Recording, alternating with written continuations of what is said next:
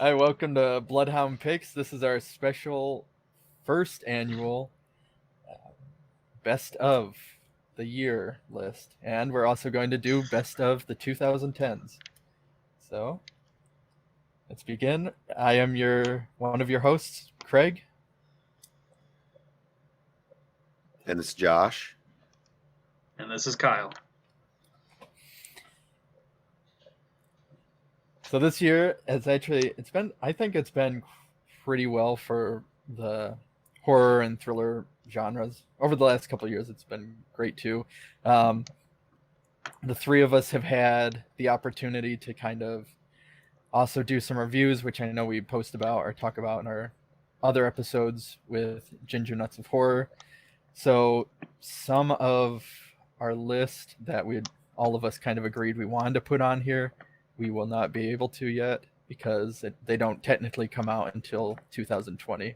So ones like that I think would go on a majority. I think all of our lists maybe. They can deny it if I'm wrong, but stuff like Come to Daddy is really great, and some other ones. But for right now, we're just going to look at the ones that kind of had an official release in 2019, on the decade.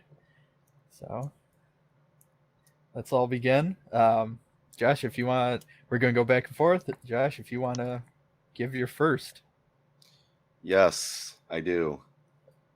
So I ordered mine, and so I'll do mine in order. I know you guys didn't, but it makes it easier for me. So my my number 10 is, which was very difficult. I actually had like 3 different ones in this 10 spot. So what I went with is Girl on the Third Floor.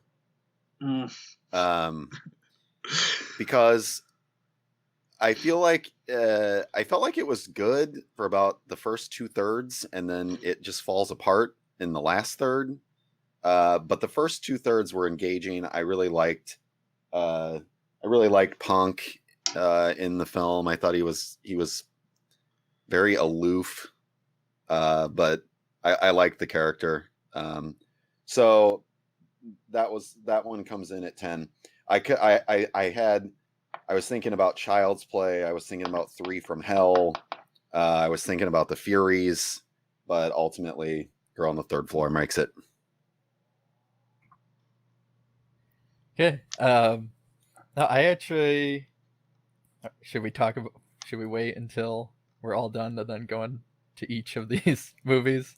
Let's do our top 10 and then we'll talk about Yeah, it. just go through your list. Yeah, Kyle, if you want to go. Yeah. I actually do have Child's Play on mine. I mean, these aren't in order, but it would probably be towards the bottom.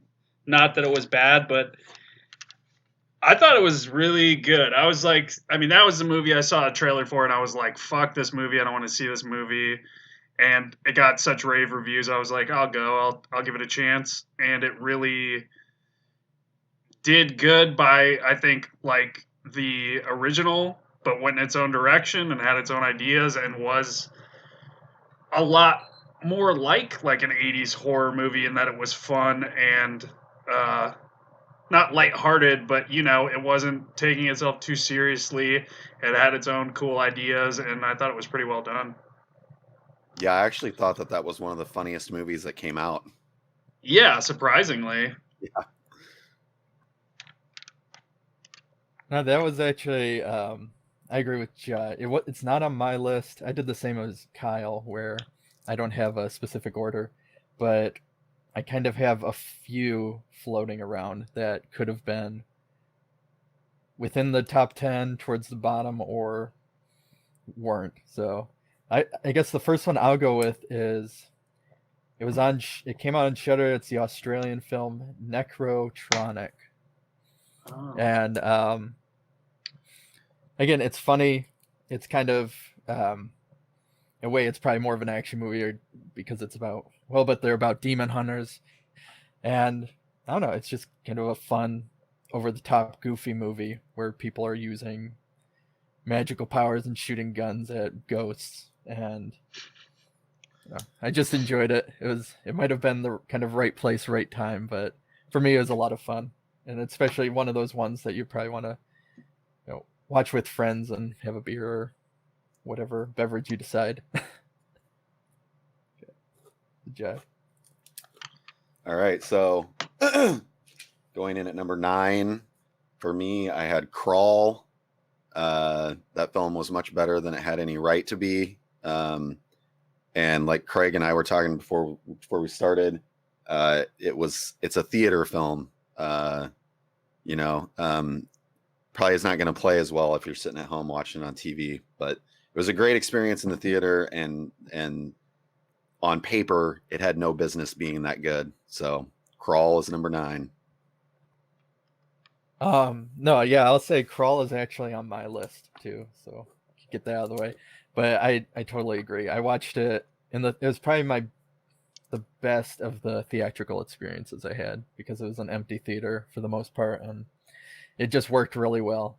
I own it, and I tried watching it on just a normal television, and yeah, without the surround sound and stuff like that, it still plays, but not to the same extent that I think it played in theater. Yeah, it wasn't on my list, but it definitely would have been kind of hovering there. But I agree. Seeing it in the theater was a lot of fun, and it felt like a kind of 90s popcorn movie in a lot of ways. Should I throw another one on the list? Yeah, get going. Go for it. Yes. So I know Craig and I've been playing catch up, so I've watched like a shitload of movies last night and today. But so Knife+heart, which is like a European modern giallo, and there's this killer going around killing people that are actors in gay porn, which sounds fucking ridiculous, but it was actually really good, like surprisingly well done, while at the same time not being super pretentious, because like all the gay porn stuff is hilarious, like the titles, and they do like movies within the movie, and it's ridiculous and funny. I thought it was really good. I was expecting to like it, but it was surprisingly well done. I thought about that one too. I enjoyed the hell out of that. Yeah. I only watched, because there's a couple that I wasn't able to finish. I only watched about half of it, so I didn't put it on my list for that sake, but I don't know. It's one of those where I don't want to make the assumption, but I feel like if I finished it, it would, it'd be on there on my top 10. So my next one that I'll say, which I know Kyle has, and Josh and I will have probably an argument about this later on, is One Cut of the Dead. And I know it's and I will agree. So the argument that we'll have, Josh says it's not a horror movie, and for those of you that haven't watched it, I won't spoil too much, but I will agree with that. But no, I think it's a lot of fun. It's something that you probably don't find with horror, or a word associated with it. It's kind of very heartwarming and endearing in a way. And no, I enjoyed it a lot. It was kind of one of the last ones too that I watched before I completed the list I have here. And there's a lot of funny moments, and it's one of those that I will say you have to stick with, because the first 30 minutes is all kind of one take, and there's random stuff that happens and you really don't know what's going on, and then as you get on, all of that stuff kind of pays off, and it's worth it. Okay, so back to me now for number 8. I have Haunt, which I was not expecting to like at all. So when I put it on and thought it was great, it was a pleasant surprise. I kept being reminded of 31 as I was watching it, except this is good. So again, sort of like Crawl, it probably didn't really have any business being as good as it was for me, but I enjoyed the hell out of it. So yeah, Haunt is number 8 for mine. Nice. I almost watched that one. I was just thinking of like maybe, but I have the same feeling you must going in where I was like, it kind of looks like shit. I don't know if I want to watch it, so I'll have to give it a chance. Throwing it back to One Cut of the Dead, or no, go ahead. Oh no, I was just gonna say lately there's been so many of those haunted attraction, haunted house that end up being real or maybe not type movies. But I will say with 31, I will argue that Richard Brake in that is like just watch the opening monologue with him and then skip to the end with him, and it's he's great. I mean, he is amazing. There's nothing wrong with what he's doing. It's just the movie that he's in. It tries. I think it's it's just one of those movies that you can tell, man, he didn't have any fucking time. Like, I think there's some cool things, but you're just like, man, I can just tell, like, you guys probably shot this for like 2 weeks, and it was like crazy.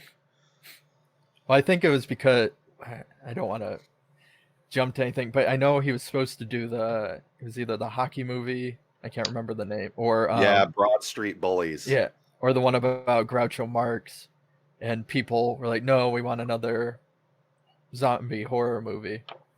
And so I think that one just kind of came out of left field, basically, that he didn't really.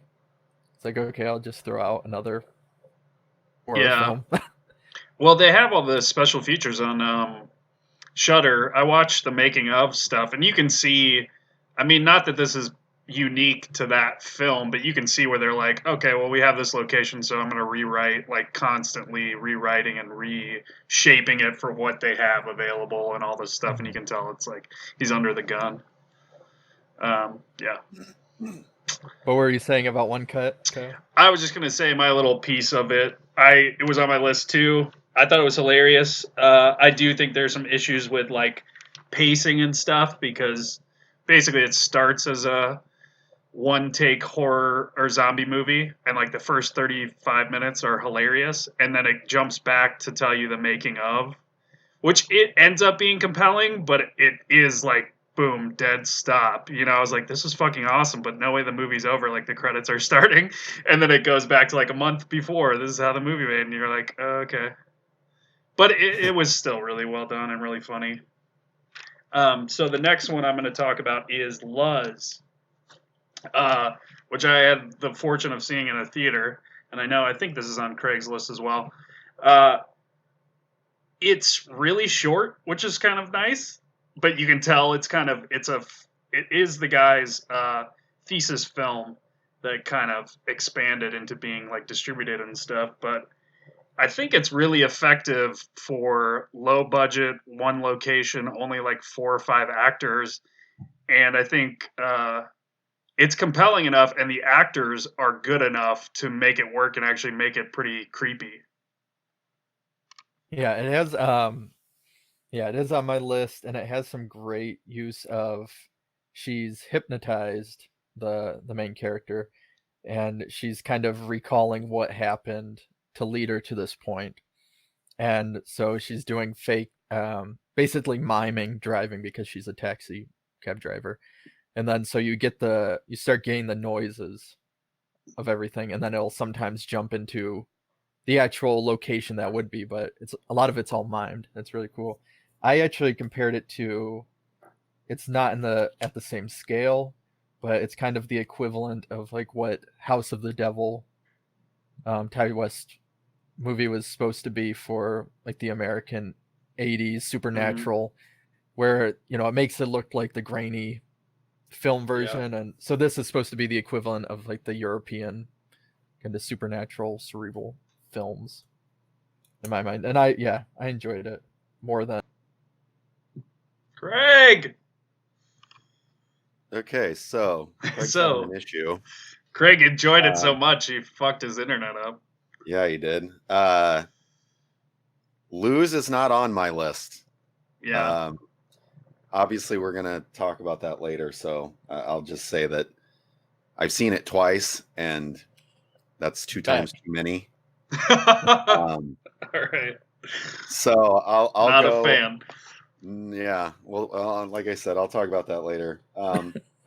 But so coming in I'm up to number 7 now. And my number 7 was The Wind that we reviewed. Again, I feel like that film, kind of sensing a theme here, didn't really have any business being as good as it was. It's what did they spend $1,000 to make it? But I thought it was creepy, and I thought the acting was really good in it. So might be a little surprise pick, but I don't know. I liked The Wind. That was one of the better ones, I think, for me that we saw for Fright Fest. So number 7 for me is The Wind. Yeah, that was one that could have been on my list too. I agree. I mean, it was definitely one of the best Fright Fest ones and effectively creepy. I mean, I even thought they could have gone a little bit, like shown a little bit more of the monster and whatever. But yeah, it was solid. My next one is Us, which I don't know if I thought it was. It's probably more fun than Get Out. I think everyone expected Jordan Peele to have some kind of, like, for it to be another like super social issue-y horror thing, and I think that's kind of there, but it seems like it's a little bit more fun and a little less serious. Yeah. Okay. So my next that I'll throw out is I'll go with Depraved, which is the Larry Fessenden movie. It's basically a modern take on Frankenstein. I will say that so about 2/3 of the movie it focuses more on the relationship of kind of fatherhood, and so in the acting of the person playing the monster, whose name is Adam, and Henry, who is the person that's supposed to be Frankenstein. They have a great relationship, and you kind of see what creates this monster, and the shitty fathers and stuff like that, and people that aren't ready for that kind of responsibility. But then it is one of those ones, probably like not to the same extent, but Girl on the Third Floor, where I think somebody said, "Oh, remember you have to make a horror movie," and so the last third becomes kind of this traditional Frankenstein horror element that it feels slightly out of place, and the monster does things that I think kind of aren't justified based on like the build up and the sympathy we earn from him prior. But for what it is, and I don't know, I like it a lot, and yeah, so that's mine.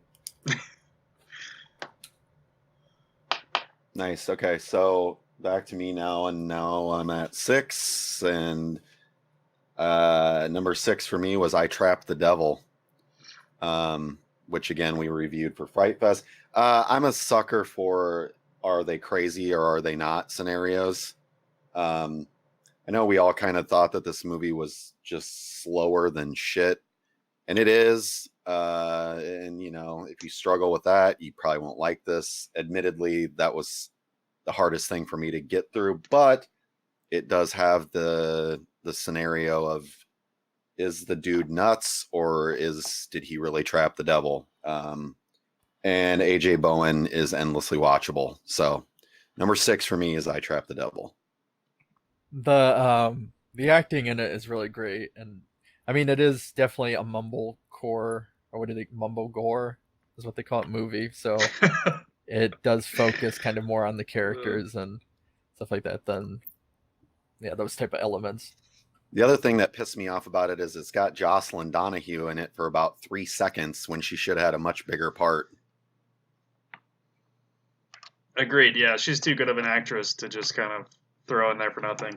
All right, so these are not in order. So I'm gonna go with Midsummer, which I know Josh is gonna hate. But I thought it was great. I thought it was maybe a little bit too long. And I'm saying that not even having seen the director's cut, which I know is like another 30 minutes or something, which is like, he's a great filmmaker, but holy shit, that's a long time. But I thought it did a good job of just not recreating like The Wicker Man, but recreating that kind of genre of cult horror, where you know that's where it's going, but it unfolds in a surprising way, and has something new to say. And fucking is it Will Coulter, the one guy who's vaping and who's just like he was fucking hilarious. It's Poulter. Poulter, okay. Yeah. Yeah, he's one of the best characters, but yeah, I thought it was pretty great.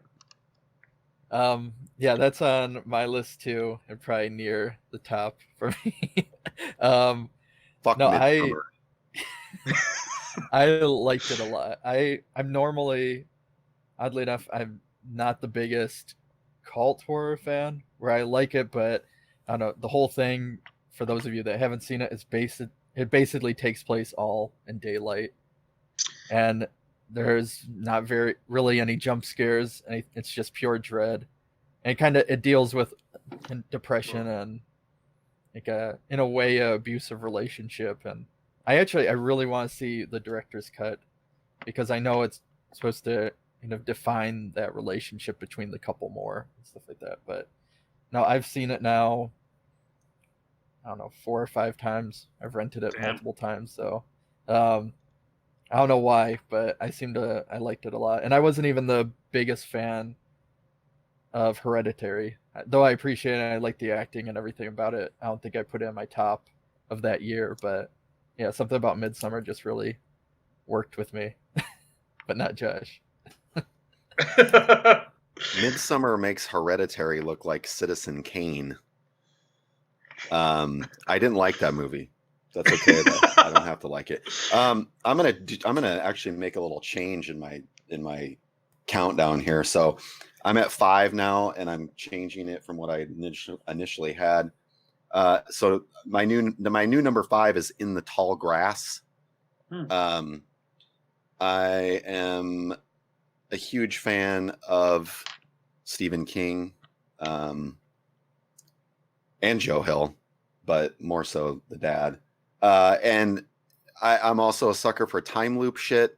I'm a sucker for Patrick Wilson, especially Patrick Wilson being a nutcase. So I haven't really seen a lot of people commending this movie all that much this past year, but that's okay. I thought it was excellent. So yeah, number 5 for me is In the Tall Grass. Touche. Yeah, I'm gonna have to check that one out. That's not even really on my radar.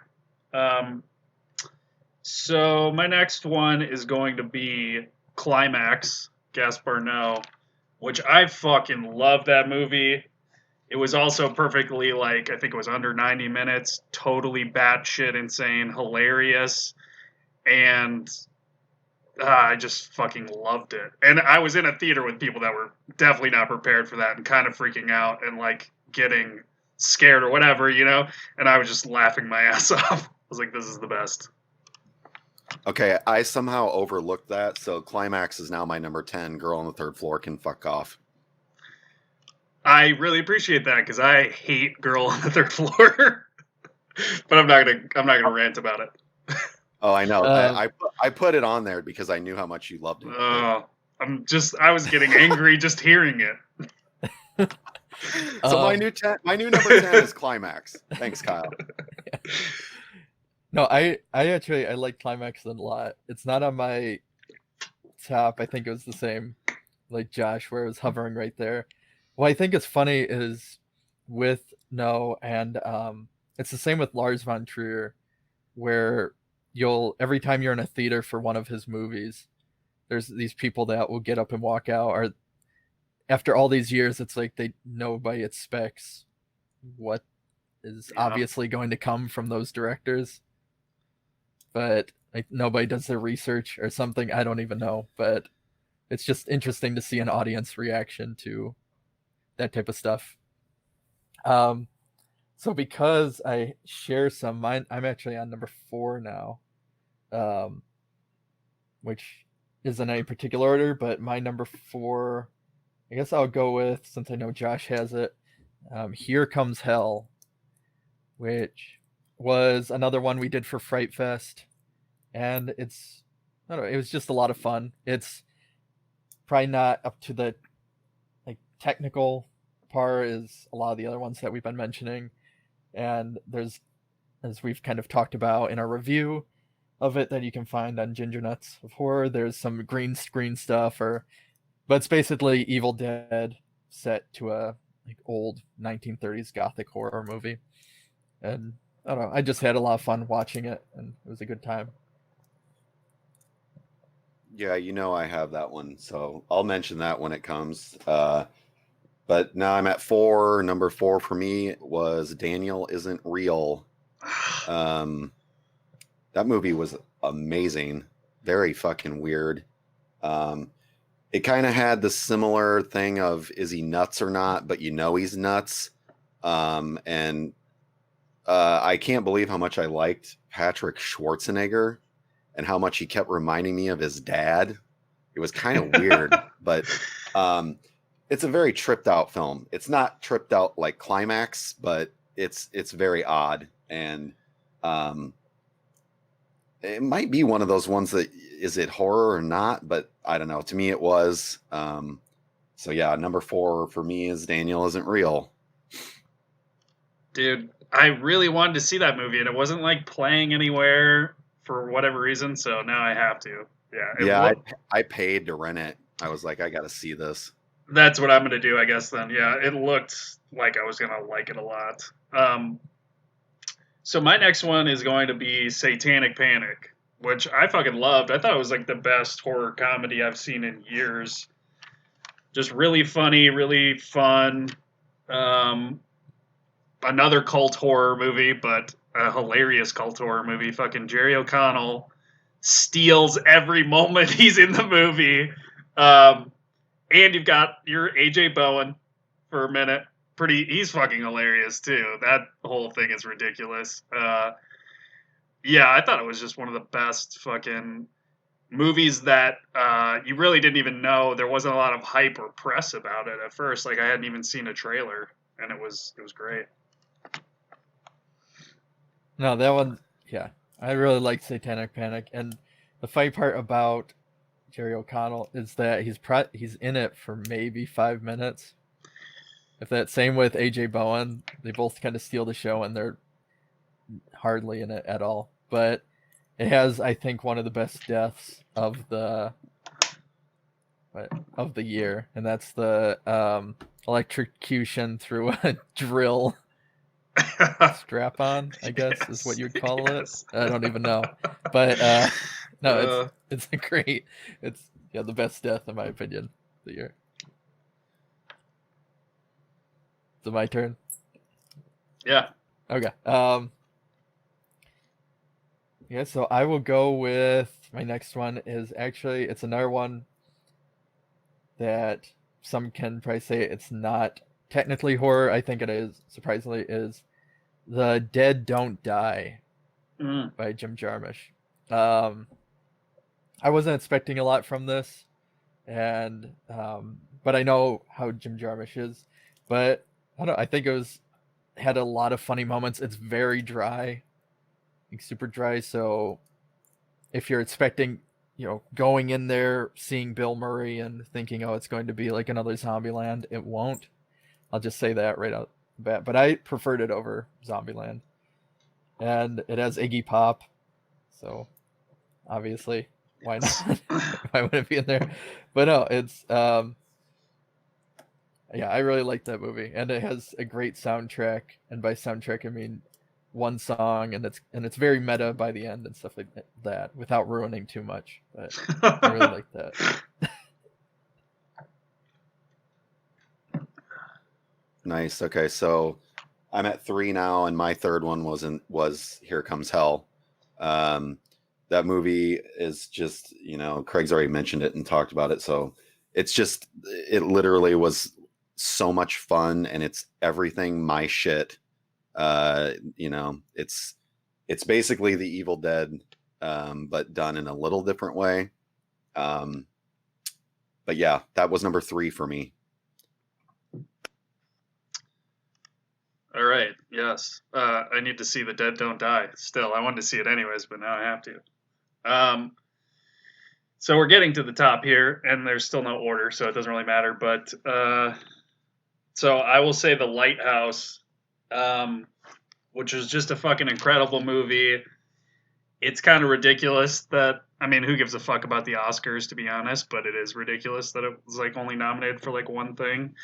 I feel like it's just one of those. It's like you don't ever fucking see a movie like that, really. I can't think of anyone that could write that kind of dialogue other than like 19th century playwrights or something. Like, you don't, you know, I don't know. It was fucking incredible from top to bottom, and Willem Dafoe was amazing. The imagery and everything, yeah. I mean, yeah, it's on my list too. That was the next one I was going to do. But no, I'd agree that it's that dialogue that if done just, I don't know, by somebody else, it would feel very kind of hokey, but it works. And no, Willem Dafoe, even Robert Pattinson, but I'd say Willem Dafoe probably gives, I would go out on a limb and say one of the best performances of the decade. Like he's outstanding. I mean, I know the Oscars weren't going to, and you know, pick him or anything like that, but it's a real shame because, like, if you look past the horror, you look past whatever other elements that would deter you. I mean, just his performance alone is just, it's outstanding, and it's funny too. And the best part of I mean, there's multiple best parts when I talk about it to anybody to try and kind of champion the movie, which doesn't need champion, but you know, everybody talks about the lobster scene and him yelling at Robert Pattinson about asking if he likes his cooking. I mean, that alone is just great. Yes. So yeah, that's, I mean, was my next one. Anyways, I was going to say. All right, yeah, I'll get to that one. Number 2 for me, that's where I'm at. Yeah, number 2 for me was Bliss. Yes. Could have been number 1. In fact, I think it was at one point. Joe Begos is very rapidly becoming one of my favorite writers and directors on the fucking planet. Bliss is easily the best thing he's done. And, you know, it's just, again, as I said with Here Comes Hell, Bliss is just so much my shit. Sex and drugs and heavy metal and vampires. I mean, it was fucking great. So yeah, for me, number 2 was Bliss. On the money. That was my last one, and I'll call it my number 1. I think, honestly, I fucking loved it as well. And honestly, it's just one of those movies that you don't see this kind of movie as much anymore. Done this well, I guess you would say, because people do it, but it isn't usually pulled off. But it's just a gritty, you know, like no holds barred, low budget, fuck it, let's go make this movie kind of movie, and it makes you want to go make a movie, you know. Yeah, I loved it. It was amazing. Yeah, that's something that I should have mentioned. It's very inspiring. Yeah. Okay. So my last one is, which isn't my, I don't think I'd say it's my top, but it's the last one on my list is, I have Ready or Not, which I wasn't expecting. Yeah, it was one of those where I saw the trailer, I thought, I don't know, it just didn't seem like really my cup of tea or anything like that. And then I went to go see it with my wife, and we both loved it. It's funny. Samara Weaving she's incredible in it, and I think I can understand why she's getting a ton of work now from it. It deals a lot with class systems, and it's kind of like a big FU to the upper class throughout the whole thing. but yeah, it's probably while Crawl is the most fun or the best theatrical experience I had. I think Ready or Not was just kind of in general the best one I saw in theaters, or well, besides Lighthouse, I think. But yeah, and that wraps up my list. And then for me, I guess I had number one, and that was The Lighthouse. That movie is just beyond fucking weird, and I would say that it's probably, like I said, I had an issue with. I think I had Bliss number one first, but ultimately I went with The Lighthouse because it's just a touch more unique, I think. And you know, we've all seen it, so we all know that you know, everything from the setting, the aspect ratio, blah blah blah blah blah. Yeah, there wasn't anything better than The Lighthouse, so that's my number one. There you have it. Should we do honorable mentions of any kind? I mean, I have some that I Yeah. have written down that didn't quite make it. So if we want, sure. Yeah, we might as Yeah, well. if you just want to list your honorable mentions off, I don't think So- you have to go on. Yeah. Yeah. So one of mine was Child's Play. Almost made the list. One of mine, I don't know if anybody else actually saw Nightmare Cinema. Did you Oh, guys? I did. I Oh, did see okay. that. I Yeah. would say This Way to Egress, the black and white one, the David Slade section Yeah. of that movie, definitely an honorable mention. It was fucking the best part. No, I mean I would agree with Nightmare Cinema. It's one of the best anthologies. It's but it is again I guess deals with the issue that anthologies have where there's certain ones like David Slade which really bring it up, and then there's another one by another director that Yeah, doesn't. it's so impossible to find like 4 knockout stories and like put them in the right order. Yeah. Oh, that was put in the wrong order. I will say that. Yeah, for sure. Another one that almost made my list was The Furies. Yeah. I could see that. I mean, for that was practical effects. yeah, for sure. That was I like that. It got a little outlandish, I think, in terms of some of the plot logic, but whatever. I will say, so it's not a movie, but I will, since I don't watch a ton of television, I really wanted to recommend Kingdom, which is on Netflix, and I'm not the biggest zombie person, and initially it kind of feels like it could be more of a vampire movie or vampire show, which I would have preferred in ways, but it's a period Korean drama horror that has zombies, and no, it was just kind of right up my alley, and I think it was great, and there was no filler, so it wasn't like Walking Dead. Burn. Yeah.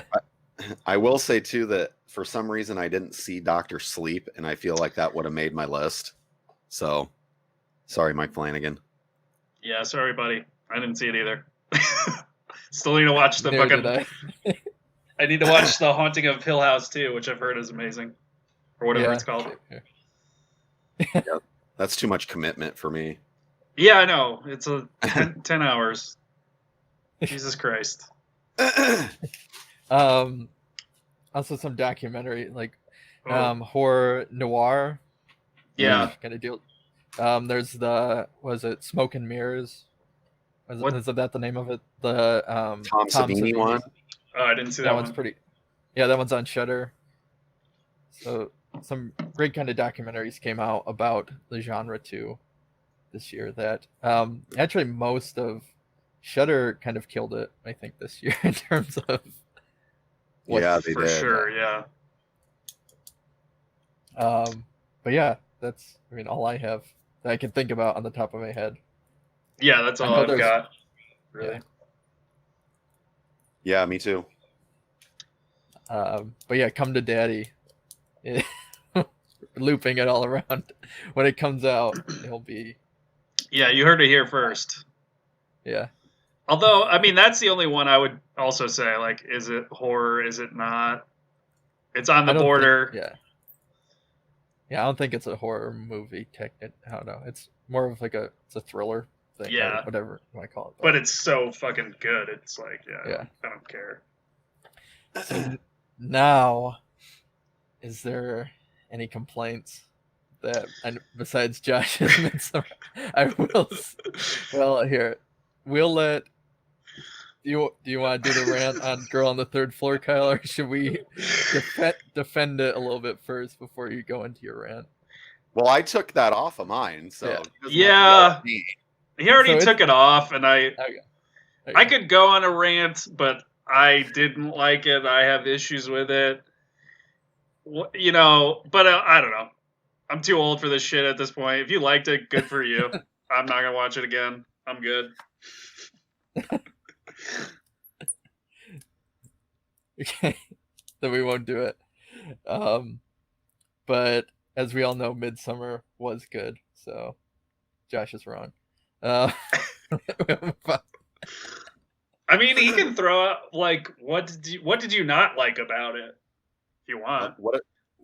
Oh, okay. I mean, just like simply, it was very predictable. Especially once the deaths started happening. It was very predictable. It was pretentious as hell. It was boring. It was way too long.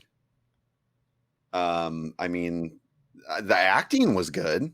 I thought everybody that was in it, the acting wise was great. But I don't know, when that was over for me, I was just like, holy shit, that literally for me made Hereditary look like a masterpiece.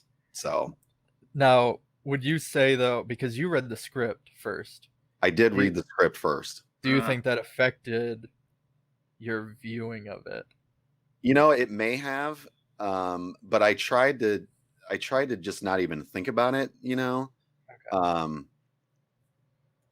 And like I said, I was saying how it was predictable. Maybe it was predictable because I kind of knew what was going to happen. But then but even that being the case, after it was over and I was thinking about the movie, not the script, it was still just like, wow, you could kind of see exactly how this was going to end up, and it's like, even with her at the end choosing to let the douchebag die, it's like, well, of course she's going to let him die. I mean, so yeah, I don't know. It wasn't for me, but I'm clearly in the minority because everybody on the fucking planet is in love with Midsommar. So excuse me, all the hell. From what I heard though, again, none of us have seen the director's cut, so this is only going off of hearsay. And I know it's longer, which would be not well on your part, Josh. But no.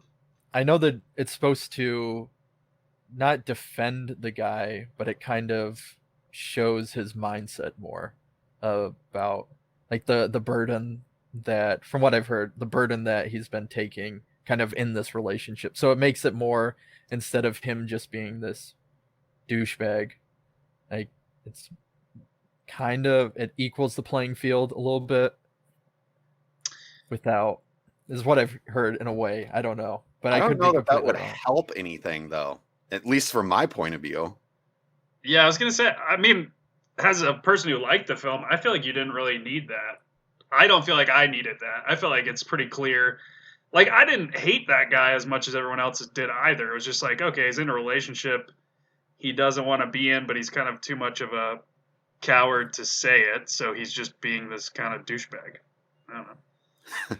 Not a great guy, but I don't, like, he doesn't deserve to be fucking skinned alive and burnt in a bear suit either. Does he? I don't know.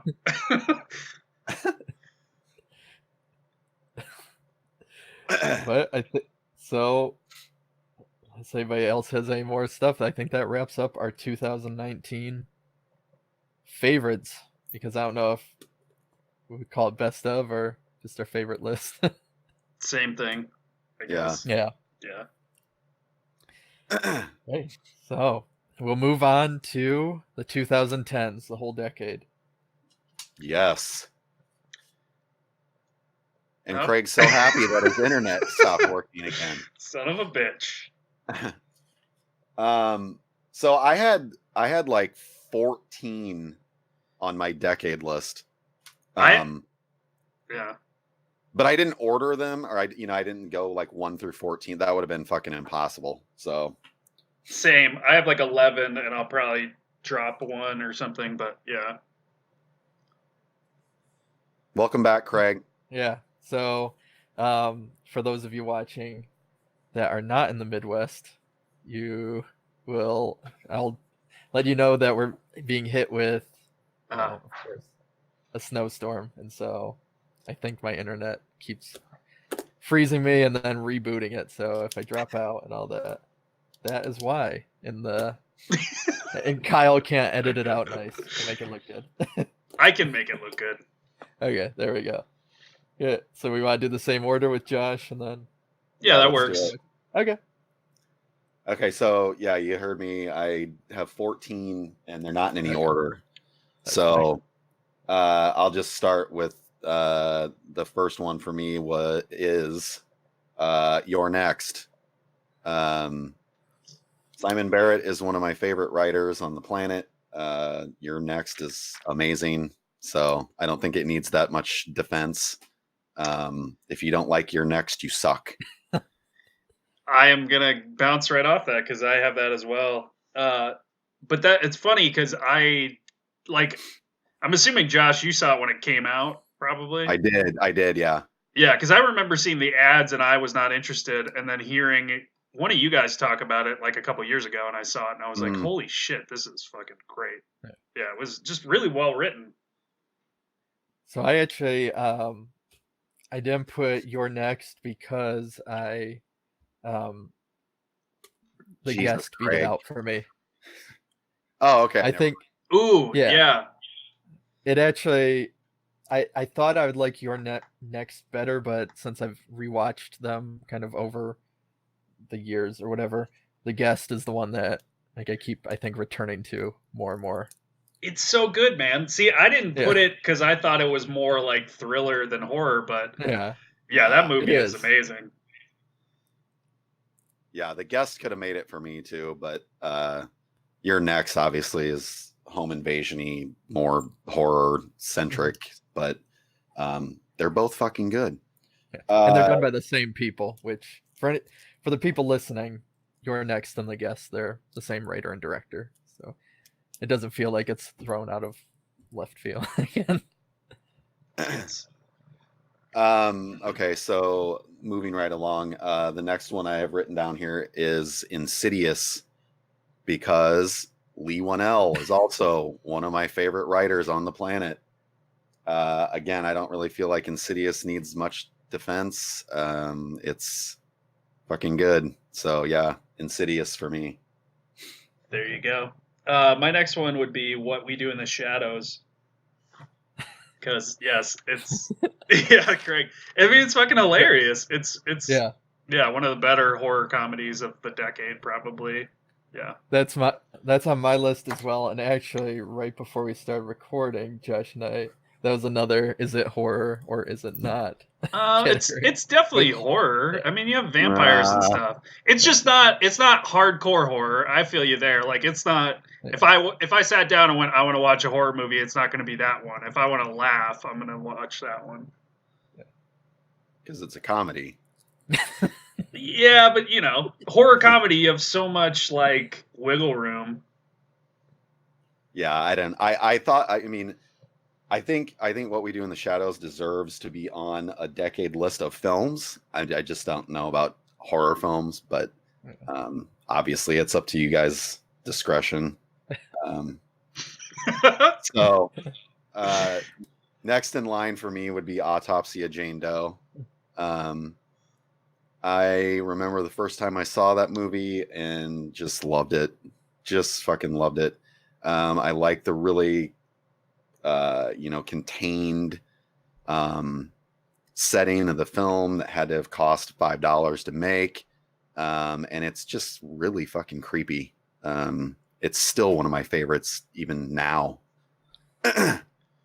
Yeah, I need to see that one still. That's been on my watch list for forever, basically.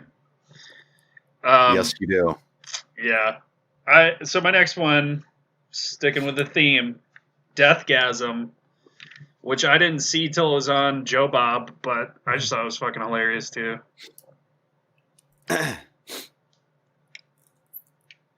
I actually saw Deathgasm, I think, when it first came to the States. No, I liked it a lot just because I've always kind of followed the New Zealand horror comedies, and so that was one of the ones I think where they mark any horror comedy or horror that comes out of New Zealand always gets the treatment of, oh, it's like the next Peter Jackson movie or stuff like that, which is why I watched it. And I mean, it kind of is. Yeah, I get it. There's a reason why it fits that title. I'm interested to see actually his newest movie, right? with Daniel Radcliffe with guns bolted to his. I just watched the trailer the other day. Yeah, it actually looks fun. Yeah. I'll say on my list, I'll go with Let Us Pray.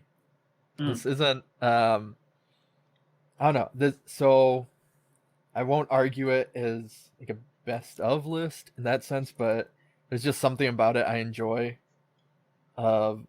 It takes place in Scotland. It's basically over the course of a night where a rookie cop comes, like, books people in, and she finds this man who has a list of names. And throughout the night, you start finding out that all the prisoners and even the cops themselves, besides her, are kind of all twisted in their own right, or have some dark secret. And so it starts getting revealed that this man is the devil, and he's placing kind of judgment upon them. And so the night starts unfolding, and all these people are getting their punishment in a way. And it's just kind of one of those fun movies that I think is kind of a good popcorn flick in your house. I'll say that. Nice. Okay, so next thing I have written down is The Void. Honestly, The Void might be one of my favorite movies ever. So this needs even less defense, especially for me, because it's just I love how it doesn't make a whole lot of sense, but it doesn't matter because it's just so well done in what, again, it's, one of those real contained things. And these guys, love their practical stuff, and it shows. It's just, it's honestly, it might be one of my favorite movies ever. Yeah, The Void's actually, it's on my list too, and because of the practical effects, and the guys that did it, they've worked on a ton of other movies for art department and special effects and stuff like that. And for those of you looking for a recommendation on it, it is definitely body horror. It is kind of a throwback to 80s body horror, obviously.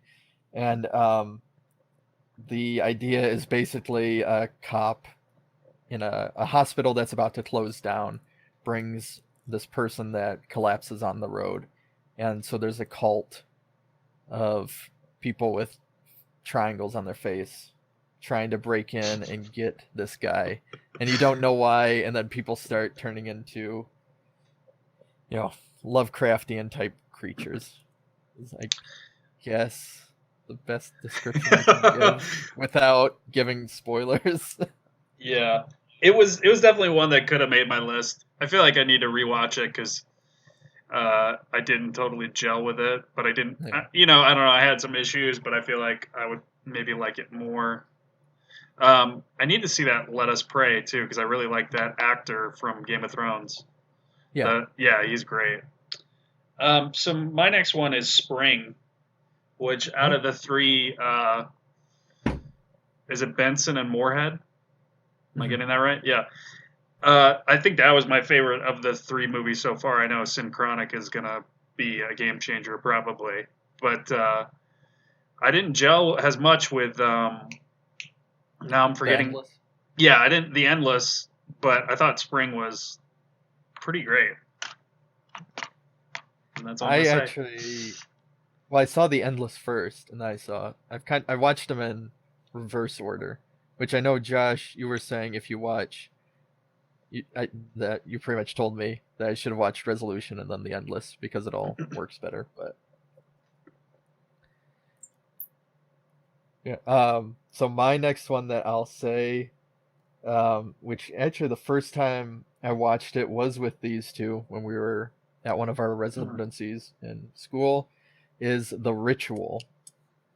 And that is about these men that after their friend dies because of the main character doesn't try and save him in a way, and he gets killed by muggers. Well, not muggers, but people robbing a shop. And so they decide to honor him by going on King's Trail, is what they refer to it as, but it's this long stretch of hiking trail that goes through a lot of Scandinavia, and it kind of goes all over. It's as they even refer to it, it's like the Appalachian Trail of Europe is what it's kind of considered. Just this beautiful scenic area. Because one of them rolls his ankle, they decide to go through the forest as a shortcut, and find that they get markings put on their bodies, and they start getting sacrificed in a way to I guess it's Loki, which or the Norse god. I believe it's Loki. I can't remember for sure. But yeah, no, I enjoyed it a lot. I think it was way better than, as Josh has said, for many of these, than it had any right to be, and it just worked. Yeah, that's one I could have been on the list, but I also think it's a good one to note because I feel like that's one that's kind of been lost in the shuffle a little bit. Yeah, It was Yeah, really I good. agree. I agree with that. I think a lot of those, it's kind of hard because Netflix doesn't release their movies on physical copy, and so a lot of they even the In the Tall Grass, they produce these decent horror films, but then they get lost because you know Yeah, because you're just scrolling through, and yeah. I think we probably talked about this before. They also don't do the best with horror. Like they've produced some good ones, but they also have a lot of just garbage on there. So you could easily scroll through and miss it, I think. Okay, so back to me then. And since Kyle mentioned this in his last one, I'll mention this for mine now, which would be Resolution. I'll never forget the first time I saw Resolution, which was just this completely random night. It was on HBO or something here, and I was just blown away by it. Kind of as I mentioned with Simon Barrett and Lee Winnell, Justin Benson, who writes the scripts for these films, is one of my favorite writers, and I think Resolution is just so unique, and like a lot of things that I like, it's completely contained, two actors, but man, is it fun and completely original. So Resolution for me. There you go. So my next one is Raw, which I believe is a French movie, Yeah. cannibalism film, for a lack of better genre, about this girl who's studying to be a veterinarian and kind of discovers that there's this almost genetic predisposition in her family to be like a cannibal. But it's fucking awesome. It's and I think it's a female. I mean, it's female lead. I think a female director. It is one of the movies to reference someone we've went to school with, who who hates horror but should watch a movie like this. I'm like, this is, if you want to go in that direction, this is the best of it. And you would probably hate this movie, but yeah, this is why you suck.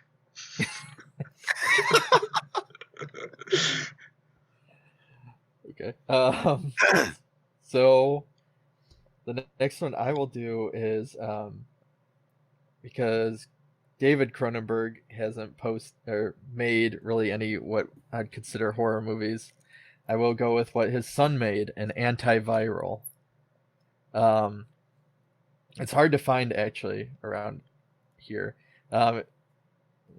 Maybe in Canada it'd be easier, but it's basically about that people, their obsession with celebrities, that they want the same diseases that celebrities get, and then it goes to the point where then they start manufacturing fake what the celebrities' flesh would taste like, and so people are consuming that, and it's weird, and it just like it harkens, while I think kind of being modern, it also goes back to early Cronenberg of probably the late 70s, and yeah, it's really great. Yeah, I've never seen Antiviral, but I've read what it is, and obviously you just said, Craig, and it sounds very like David Cronenberg-ish, so obviously that's always a good thing. It's the closest. Yeah, it's the closest that I think fans of Cronenberg will ever get to like the traditional Cronenberg movie ever again, because he's not going to make a movie like that ever again. Yeah, not at this point. He's not. Yeah. Okay, so next on my list is Black Swan. It just barely makes it, right? Because it was 2010, but it makes it. Aronofsky's kind of first foray into kind of, I don't want to say all out horror, but again, I've said it already, kind of plays that card of is she nuts or not? And it's just so damn stylish and Aronofsky-ish. So yeah, Black Swan for me. I'm surprised that's a pick of yours. I thought that would be one you would fall in the Midsummer category for you. Like too pretentious. Nothing falls into the Midsummer category. Except Midsummer. Now, what did you think of Mother? Is that Midsummer category? That's on my list also. Oh, shit. All right. Well, since we're on that topic, I might as well throw this one out here and get it out of the way. Hereditary, which I thought was better. I mean, not better, but I prefer it, I guess, to Midsummer. Not as fucking long. Maybe more. Yeah. Maybe more original in some ways. Yeah. Right. Okay. So my next one that I'll do, why not? Let's go with Lords of Salem. I actually really enjoyed, and I think it's probably I mean, people argue it for it now all the time, because when it first came out, everybody wanted like a Devil's Reject, but now kind of going back to it, it's, in my opinion, it's definitely Rob Zombie's best movie in terms of like technical skill and all that. It's not the one that I'll return to watch for fun and stuff like that as much, but I don't know, I liked it a lot, and his wife does her best acting in that movie, and yeah, it's a lot of fun. Yeah, I'll say Lords of Salem made mine also. Easily the best of his bunch for me personally. So yeah, I've got Lords of Salem also. But just to get another one out there, the next one I have written down is The Innkeepers. Huge fan of Ty West. I know you either love him or hate him, it seems like, but he seems to have disappeared, so you don't need to worry about it at all, I guess, now. But I thought The Innkeepers was great. It was, again, real contained ghost story, but it's very Ty West. I loved it. I think a lot of people have issue with Innkeepers because how do they describe it? The first 3 quarters is all, in a way, it almost feels like a little quirky comedy. Yeah. Then it gets into the horror element. But I know Ty West, he's done a lot of TV lately or something, where Yeah. he directed for that show Outcast, I think it's called, and then the Exorcist TV series and some other things like that. But Yeah, he did like some Wayward Pines too. yeah, which I think is where the money's at. It's television. Must be. Clearly, yeah. Those are both ones that could be on my list, and I'm definitely a Ty West fan. House of the Devil was not this decade, right? Right, it was 2009. Okay. Yeah. Otherwise, it would be on all of our lists, I think. Right. So my next one will be Get Out, just to get these mainstream, popular, obvious choices out of the way.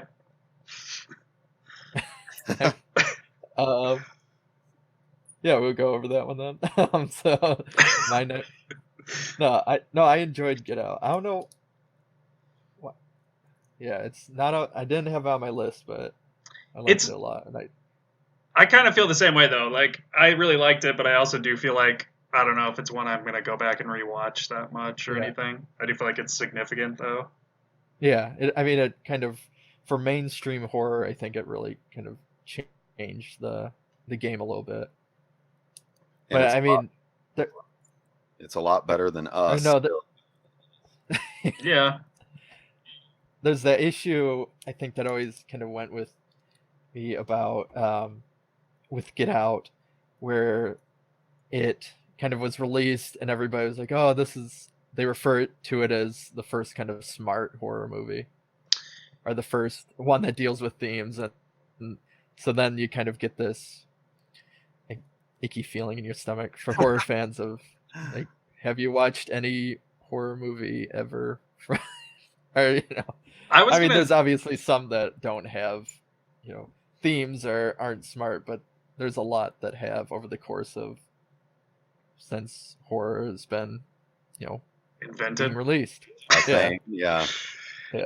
That would be a really good topic for one of our industry things, though, because I would say, especially in this decade, that's become a thing where people are like trying to rewrite history. Because I had friends do the same thing with American Horror Story, and I was like, you don't like any horror movies, and you're just over here like, oh my god, American Horror Story, it's so good, and I'm like, it's every fucking cliche ever. That's what, you know what I mean? I don't know. So yeah, we'll talk about that later if people are interested. My next one is The Wailing, which is long, I will say, and there's a point in it where about an hour and a half in, if it was an American movie, it would be over, and it feels like it. But then they change it up, and a new kind of element gets added in, and it's one that kind of really rewards the people that sit through it and wait. And it's something that I think could only work overseas too, because it's all over the place. It's a dark comedy. It's a cop movie. It's possession. It's a virus film. There's really no way to pinpoint what exactly the genre or subgenre is. Yeah, that's definitely a complete product of, I don't even remember, is it Korean or Korea? What? Yeah. There's no way that would ever, and that movie is really good. I kind of forgot about it, but yeah, it was awesome. So I got the next one on my list, Craig. I'll wait because I know you do too. So I'll just say next for me would be Sinister. I remember when Sinister came out, it was much better than I thought it would be. And I might be a little biased because I met C. Robert Cargill, and he's awesome. And I think I always have kind of liked Scott Derrickson, the director, but I feel like Sinister is the best thing that he's directed. There's there's one thing in Sinister I will say that that I don't like, but I'll just skip over that because there's so much more to like about it. So yeah, Sinister for me. So Nice. I actually, that's one I kind of forgot, and I enjoyed it. I remember though, because I remember my theatrical experience. It was one of the last times I went to an opening night because I went alone, um, and it was a packed house, and I ended up. I think it was the only time I left a theater because there was a bunch of teenagers and they were like throwing popcorn and crap like that. So it's just like I can't even enjoy this. Oh, And geez. so then that's how I always associate or I'm reminded of Sinister now, which is it's great, it's really good, but now I just think of like that really crappy theatrical experience, which now is why I go to either matinees or just wait the week or two or whenever it, dies down. That's hilarious. I have a story like that with Braveheart when I was a kid, where we I'll keep it brief, but we were watching that movie on video or whatever, and we went to the store like in the middle, and I slammed my finger in the car door, and I hate Braveheart because of it. Fucking Braveheart. Shout out to C. Robert Cargill though. He has like the most motivational Twitter ever, where you're just like, oh yeah, it's the best. Yeah. So my next one will be It Follows, which for obvious reasons and a great score, great low budget horror. Mm-hmm. That's good. So my next one I'll stick with the Korean aspects and say I Saw the Devil, which I really enjoyed. It is brutal. People try and argue it's torture porn. I don't think it is. It's revenge, and it's one of the few movies that you watch and you start. Obviously, you don't feel bad for the killer, but there's a part of you that's like, okay, just end it because of what. For those of you that I'll just describe it briefly, this basically a serial killer rapes and kills this woman, and it turns out that her fiance is a special agent, and instead of the whole movie him trying to figure out who did it, he finds out who the killer was within the first probably 15-20 minutes of the movie, and then decides that he wants this man to feel the same pain that she felt.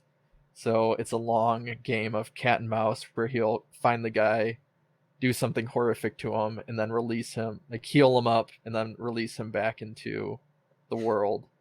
And so it has really fucking demented. Yeah, and it has I can't think of his name off the top of my head, but the actor who played the villain is the actor who played an Old Boy. Yep.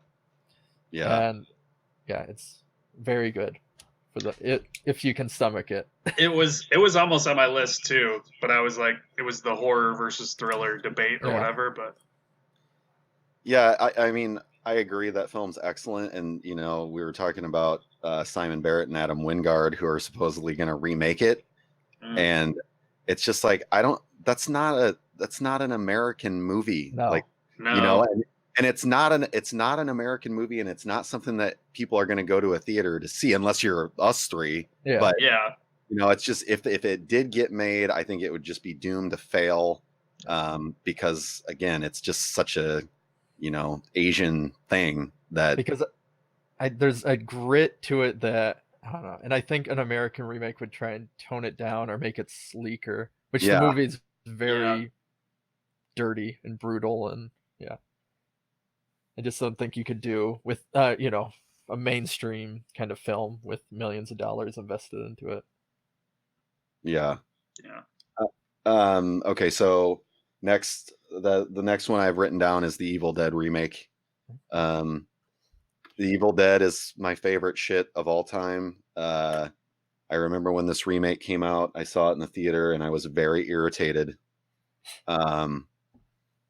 And then lo and behold, the more I saw it, the more I liked it, to the point where I love it now. So strange relationship I have with that movie. It really pissed me off, but then made my decade list. So Fede Alvarez.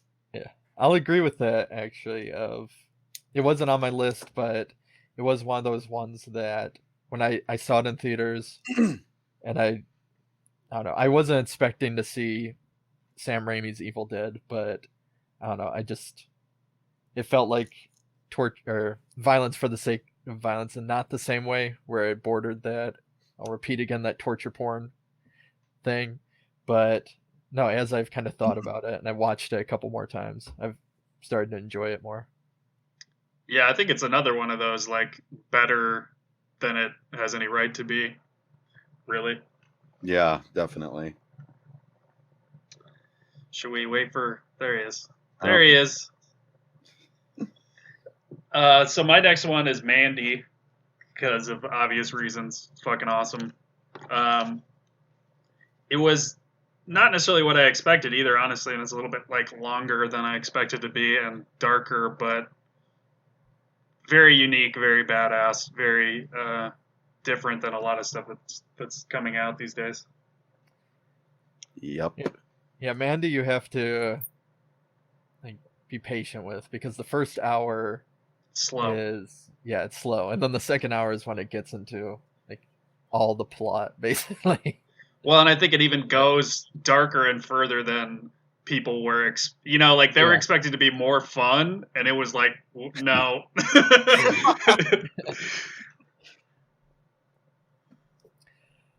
So my next one that I will say is The House That Jack Built. I really enjoyed. I got to see this during the infamous director's cut special night event. I say infamous because I think they got sued for they broke, or the FCC said they broke some law releasing the unrated cut like that or something. I don't know, but no, I kind of, Lars von Trier I've always been interested in.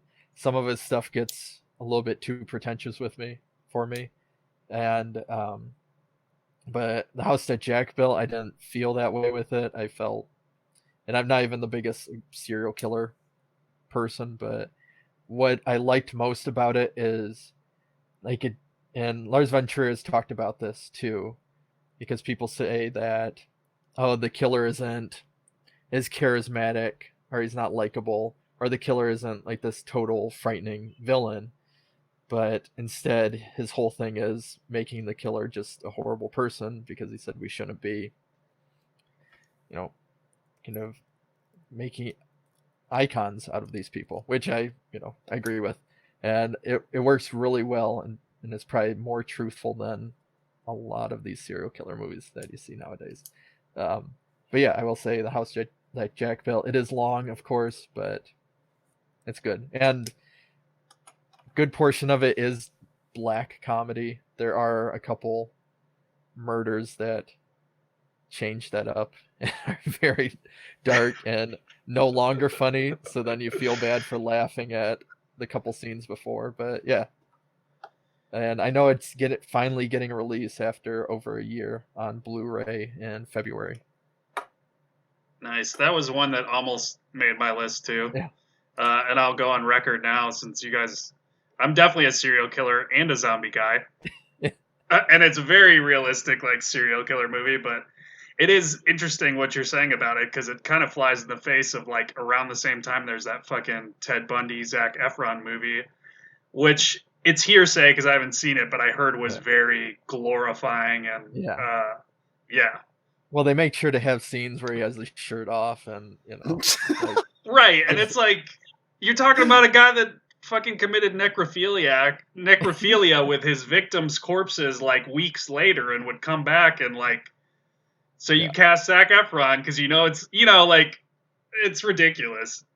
Because we got to have him without his shirt, so we need Zac Efron. Yeah. Okay, so I guess going back to me now. Next thing I've written down here is Oculus.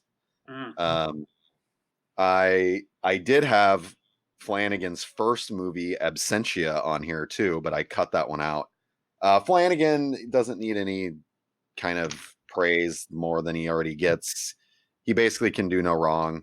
And I feel like, honestly, you know, you could almost put anything that he's done on here, except I haven't seen Dr. Sleep. But Oculus, I thought, was just masterful in the way that the script goes so seamlessly between when they were kids versus when they were adults, and all this weirdo shit going on in the story. Yeah, Oculus for me. I still need to see it. Oh I'm my God. I'm like noting down shit that I need to watch.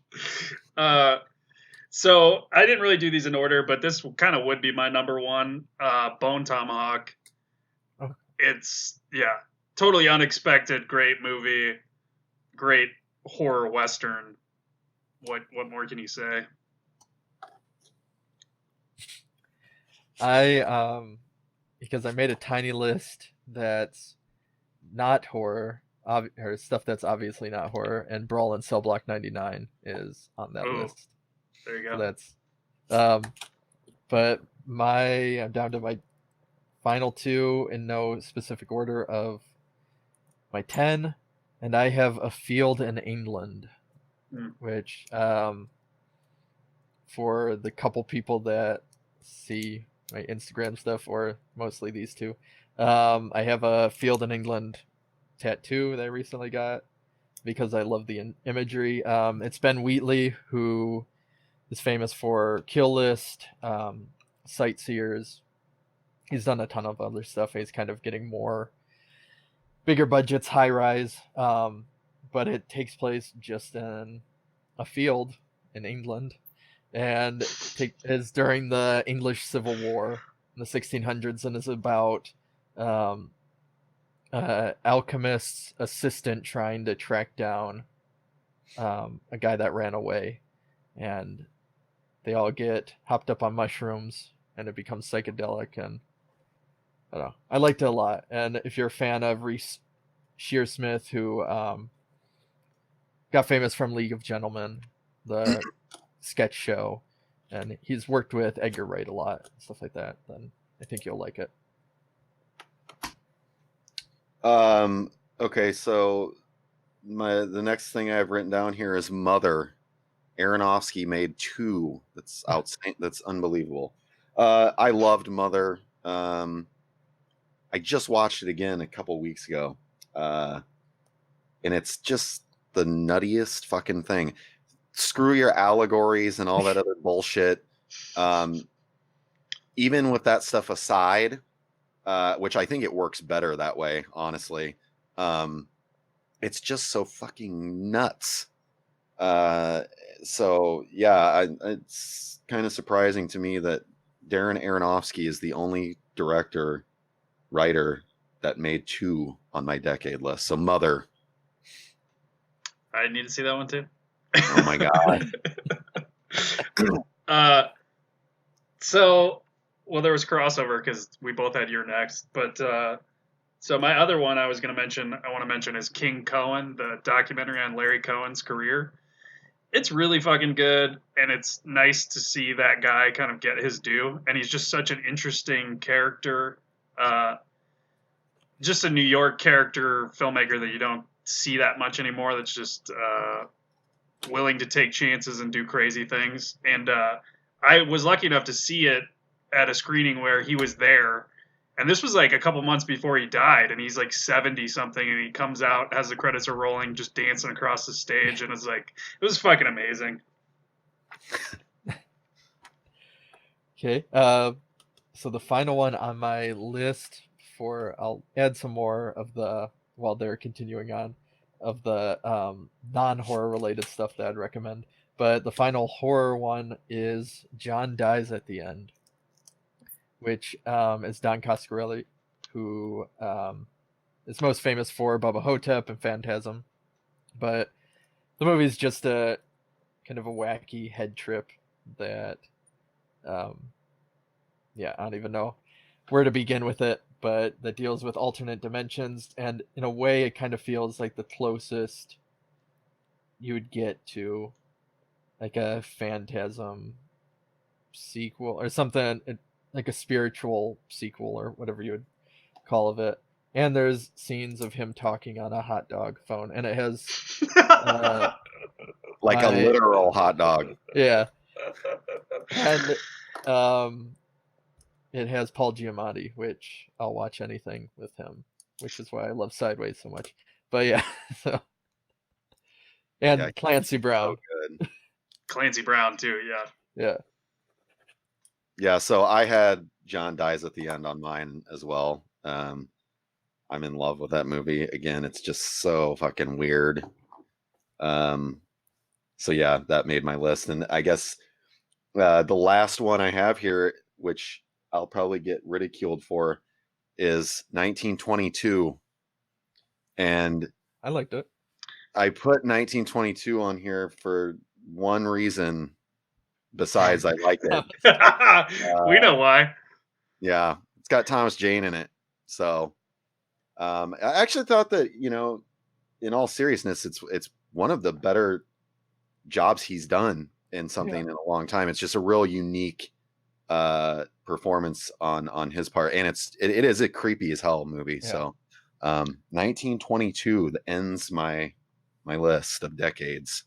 I'd go as far as saying that it's one of the best of like the Stephen King adaptations. Yeah, I agree.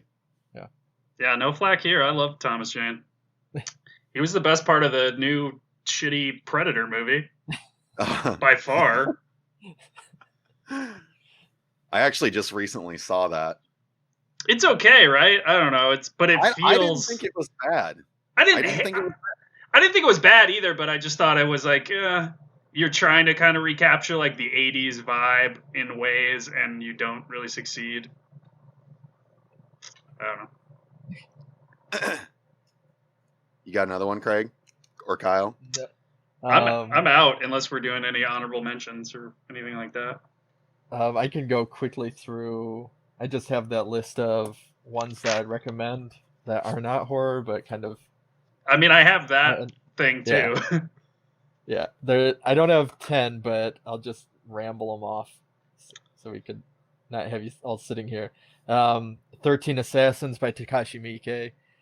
Maps to the Stars by David Cronenberg. There's R100, Nightcrawler. Yes. The Master. I'll say a comedy, Alan Partridge, which if you're a fan of his, I really recommend. Because it's basically the same plot, I like either version. Dread or The Raid are the ones that I'd really suggest. And that's my list for a kids movie. I will go with many critics, stuff like that, and say Paddington 2. Because it is surprisingly very good. Get the fuck out of here with your Paddington 2. You're ridiculous.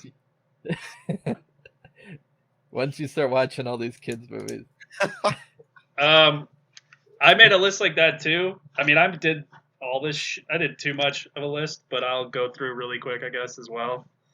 And just combine Decade in 2019 and say Parasite, Once Upon a Time in Hollywood, Dragged Across Concrete.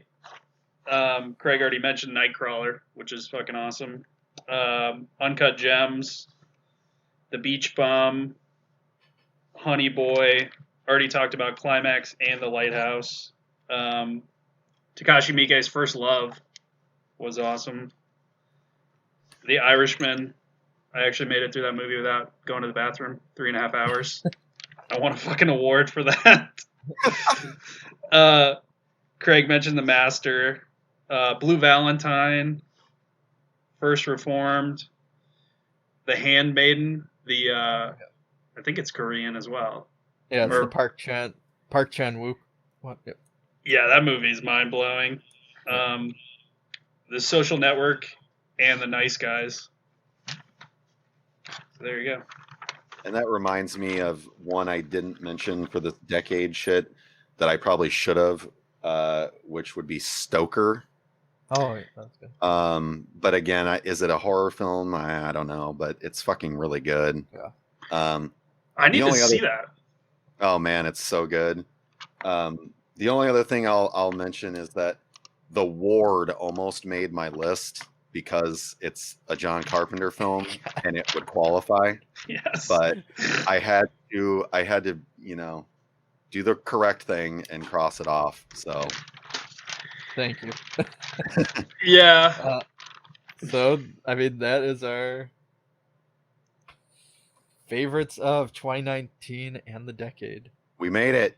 We Yeah. did it. So hopefully this will be an annual, not the decade, of course, but hopefully, yeah, we'll do a 2020 and go on from there. Yeah.